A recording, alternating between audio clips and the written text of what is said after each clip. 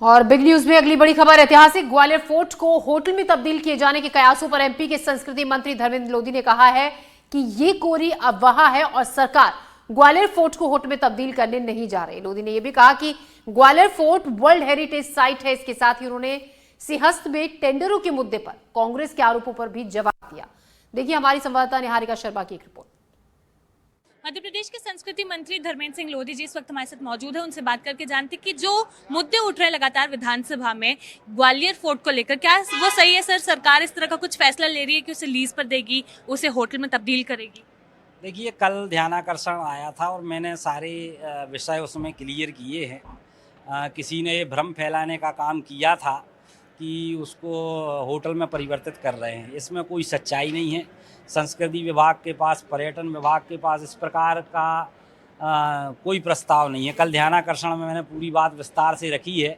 ग्वालियर का किला हमारे लिए बहुत महत्वपूर्ण किला है। ग्वालियर का किला जो यूनेस्को की वर्ल्ड हेरिटेज साइट्स है उसमें भी दर्ज है। महत्वपूर्ण किले के रूप में ग्वालियर का किला अपने आप में प्रतिष्ठित है।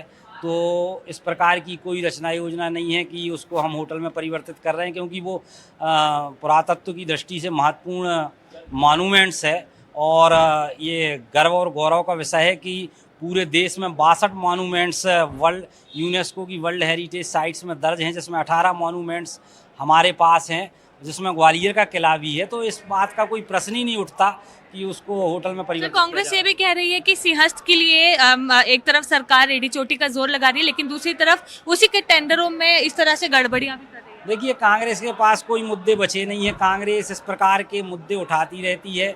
जिस प्रकार के विकास हम मोहन यादव जी की सरकार में कर रहे हैं, उनको लगता है कि इसी प्रकार से मोहन यादव जी की सरकार विकास करती रही तो आने वाले समय में कांग्रेस का नाम लेने वाला कोई नहीं बचेगा। इसलिए वो भयभीत हैं। और कुल मिला के खिसियानी बिल्ली खम्बा नोचे की कहावत को ये लोग चरितार्थ कर रहे हैं। मोहन यादव जी के नेतृत्व में आने वाला सिंहस्थ दिव्य और भव्य होगा। और जो आरोप कांग्रेस लगा रही है वो निराधार है, उसमें कोई सच्चाई नहीं है, कोई तथ्य नहीं है। धन्यवाद। बिल्कुल, तो आप सुन रहे थे संस्कृति मंत्री धर्मेंद्र सिंह लोधी को, जिन्होंने बताया कि कांग्रेस जितने आरोप लगा रही है वो सभी निराधार है, उसका कोई आधार नहीं है, वो झूठे आरोप है। उन्होंने भी कहा खिसियानी बिल्ली खंबा नोचे, इस तरह का काम अब कांग्रेस यहाँ पर करती हुई नजर आ रही है। कैमरामैन राजू बातम के साथ निहारिका शर्मा, एनडीटीवी भोपाल।